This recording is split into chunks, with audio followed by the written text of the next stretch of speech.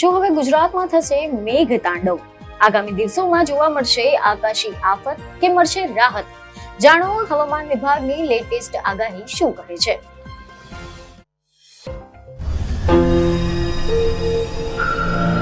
નમસ્કાર દર્શક મિત્રો, @ગુજરાતમાં આપનું સ્વાગત છે. દર્શકો, ગુજરાતમાં ચોમાસાનો અસલી મિજાજ તો હવે જોવા મળી રહ્યો છે અને છેલ્લા 2-3 દિવસથી સમગ્ર રાજ્ય સહિત સૌરાષ્ટ્ર અને કચ્છના વિસ્તારોમાં મેઘરાજા ધમાકેદાર બેટિંગ કરી રહ્યા છે. આને કારણે લાંબા સમયથી કાળઝાળ ગરમી અને અસહ્ય બફારા બાદ આખરે લોકોને મોટી રાહત મળી છે, પરંતુ તેની સાથે જ અનેક જગ્યાએ જળબંબોળની સ્થિતિ પણ જોવા મળી રહી છે. શનિવારથી જ શરૂ થયેલો આ સાર્વત્રિક વરસાદ રવિવારે પણ અટકવાનું નામ નથી લઈ રહ્યો અને ખાસ કરીને સૌરાષ્ટ્ર તથા દક્ષિણ ગુજરાતના કેટલાક જિલ્લાઓમાં તો મુશળધારથી અતિ ભારે વરસાદ ખાબકતા જનજીવન સંપૂર્ણપણે પ્રભાવિત થયું છે.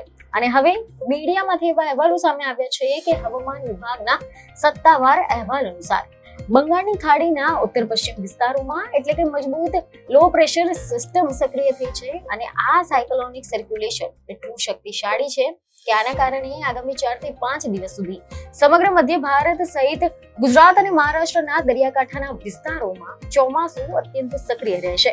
જો આપણે છેલ્લા 24 કલાકના આંકડા ઉપર જો નજર કરીએ તો એવા રિપોર્ટ સામે આવી રહ્યા છે કે સૌરાષ્ટ્રના જૂનાગઢ, ગીર સોમનાથ અને અમરેલી જિલ્લામાં આકાશી આફત જેવો માહોલ જોવા મળ્યો છે, જેમાં સૌરાષ્ટ્રના કેટલાક વિસ્તારોમાં તો રેકોર્ડ બ્રેક વરસાદ નોંધાયો છે અને દક્ષિણ ગુજરાતના ડાંગ, તાપી, નવસારી અને વલસાડમાં પણ નદી નાળાઓ છલકાઈ ગયા છે.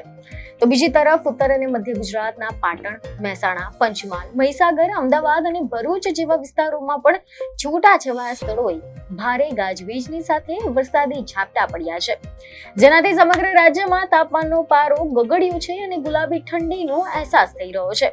આંકડાકીય વિગત અનુસાર ગત શનિવારે સવારે 6 વાગ્યાથી લઈને રાત્રિના 10 વાગ્યા સુધીના જે સમયગાળો છે આમાં જ અમરેલીના ખાંભા તાલુકામાં આશરે 7.5 ઇંચ જેટલો ભારે વરસાદ ખાબકી ગયો હતો, જ્યારે નવસારીના ગણદેવીમાં 6.25 ઇંચ, ચીખલીમાં 5.5 ઇંચ જેટલો વરસાદ નોંધાતા નીચાણવાળા વિસ્તારો પાણીમાં ગરકાવ થઈ ગયા હતા.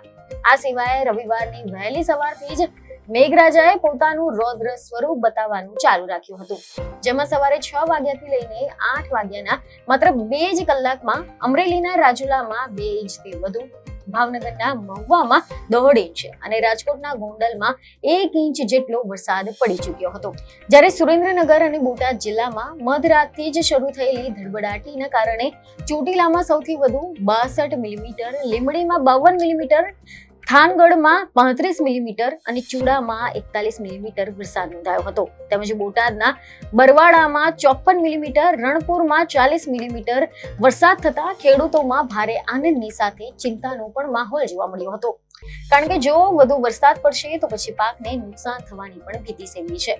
જોકે હવે સમાચાર એવા સામે આવ્યા છે કે હવામાન વિભાગે રેડ એલર્ટ અને ઓરેન્જ એલર્ટ જાહેર કરતા આગામી દિવસોની જે વિગતવાર આગાહી કરી છે તે દરેક નાગરિક માટે જાણવી ખૂબ જ જરૂરી છે, કારણ કે આજે એટલે કે 6 જુલાઈના રોજ સુરત, તાપી, ડાંગ, નવસારી, વલસાડ તેમજ કેન્દ્ર શાસિત પ્રદેશ દમણ અને દાદરા નગર હવેલીમાં ભારેથી ભારે વરસાદની આશંકા વ્યક્ત કરવામાં આવી છે અને સૌરાષ્ટ્રના ભાવનગરમાં પણ મુશળધાર વરસાદની ચેતવણી આપવામાં આવી છે. આના ઉપરાંત વડોદરા, છોટાઉદેપુર, નર્મદા, ભરૂચ સહિત સૌરાષ્ટ્રના રાજકોટ અને જૂનાગઢ જિલ્લામાં પણ વહીવટી તંત્રને એલર્ટ પર રાખવામાં આવ્યું છે, જ્યારે આણંદ, પંચમહાલ, દાહોદ અને પોરબંદર તેમજ બોટાદના જુદા જુદા વિસ્તારોમાં મધ્યમથી ભારે વરસાદની શક્યતાઓ સેવી રહી છે.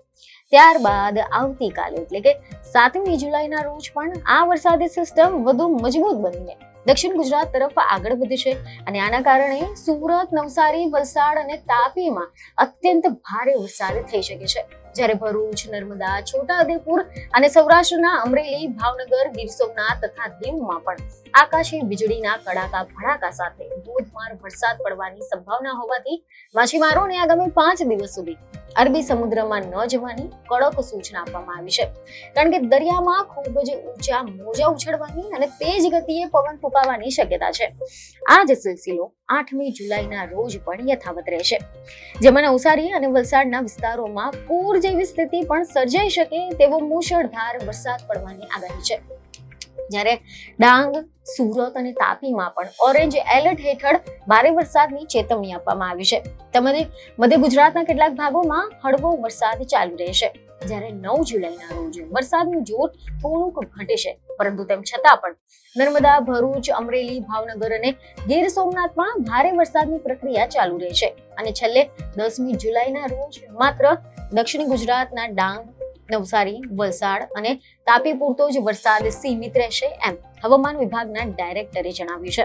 હવે જો આપણે દેશના અન્ય ભાગોની વાત કરીએ, તેવા અહેવાલ સામે આવી રહ્યા છે કે ચોમાસું હાલમાં જામનગર, ઉદયપુર, અજમેર અને હિસાર થઈને પંજાબ, હરિયાણા તરફ આગળ વધવાનું છે. અને અરબી સમુદ્રમાંથી આવતા ભેજવાળા પવનોના કારણે સમગ્ર ગુજરાતમાં આગામી 1 અઠવાડિયા સુધી મેઘમહેર ચાલુ રહેશે. તેથી જ કરીને નદી કિનારાના ગામડાઓને સાવચેત રહેવા અને તંત્રની સૂચનાઓનું પાલન કરવા માટે વિનંતી કરવામાં આવી છે. તો દર્શક મિત્રો, આશા છે કે આ માહિતી તમને મહત્વની લાગી હશે. જેથી અમારા વિડીયોને લાઈક અને શેર જરૂરથી કરજો. બીજને ખબરો સાથે ફરી મળીશું. ધન્યવાદ.